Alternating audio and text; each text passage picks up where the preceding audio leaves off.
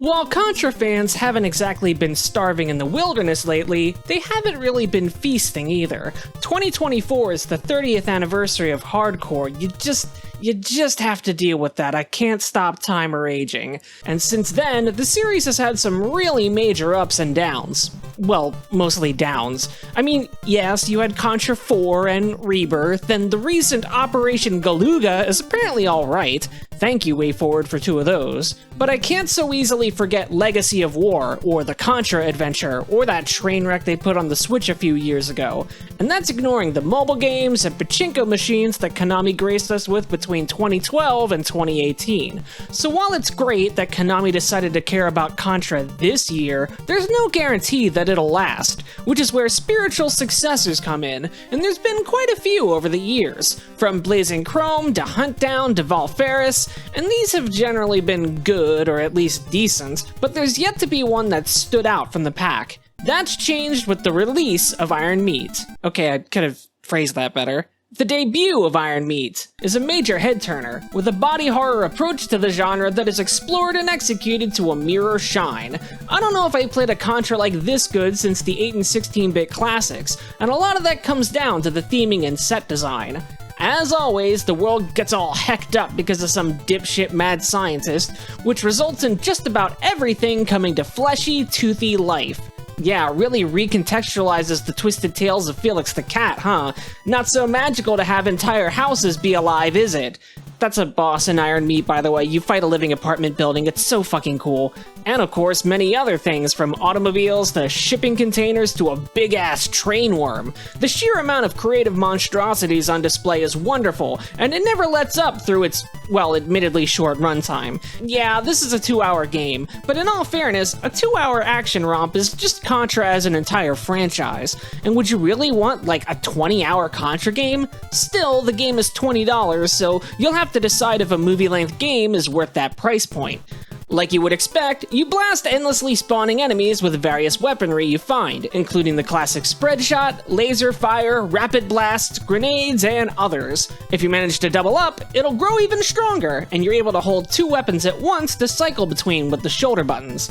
As usual, if you die, you lose your primary weapon, but hold on to the backup, so if you can play carefully, you can hold on to those weapons for a while. You can also hold the right trigger to lock yourself in place for more careful aiming, which comes in handy for a lot of those big-ass bosses.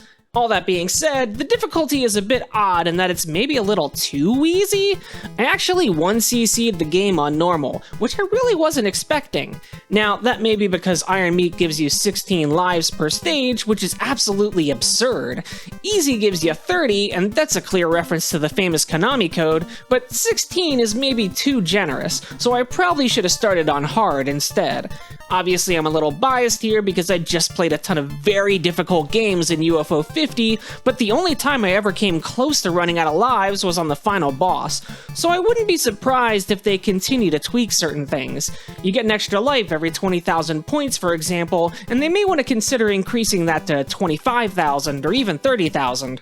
There have been very nice looking retro run-and-gun shooters. Valfaris in specific has a very cool aesthetic that was, until this point, unmatched. But just look at these levels! The art direction is undeniable. So much detail in every wall, in every ruined vehicle, in every enemy sprite. Platforms are veiny and bulbous, corpses are stuffed into every crevice. It's so disgusting in an awesome way. Hell, look at the bosses! Giant and throbbing. Okay, sorry, the phrasing again, yeah. And they're actually fun to fight, with multiple phases and lots of gooey grossness. I've never had a boss's eyeball try to literally sweep the floor with me before, and though there are only 9 levels in the game, there's not a dud in the bunch, from running across the top of a train to blasting through a giant airship to weird factories and lunar bases. There's just enough tricky platforming to balance out the endless waves of enemies, so Iron Meat may be short, but it's just an absolute thrill ride from start to finish. I do do have a few nitpicks, however. I don't like that the game doesn't offer any resolution switching or window support, and the UI is just a bit plain and bare bones for me. There's a lot of unlockable character skins, which is cool, but these unlock on a rank-based system, and by the end of my playthrough, I'd only unlocked 3 of them.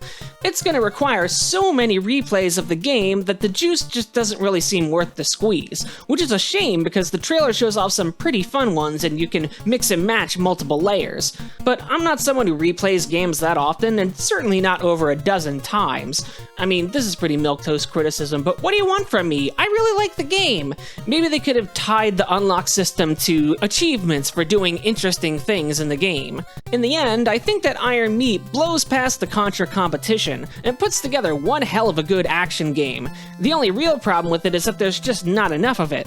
Maybe a couple more stages, maybe some branching paths would have been neat. At $20, it might feel a little steep, but if you're willing to spend a little extra on a game to have one fun evening, this is as good as it's probably gonna get for this subgenre. Do you have a personal favorite Contra game? It's not the Contra Adventure, is it? Personally, I think the NES Super C is pretty underrated. Let me know your favorites in the comments. Join me on Tuesday and I'll be talking about that time Banjo-Kazooie went two-dimensional. Or subscribe to my Patreon to see videos early before they're released on YouTube. Until next time, you'll find me in another castle.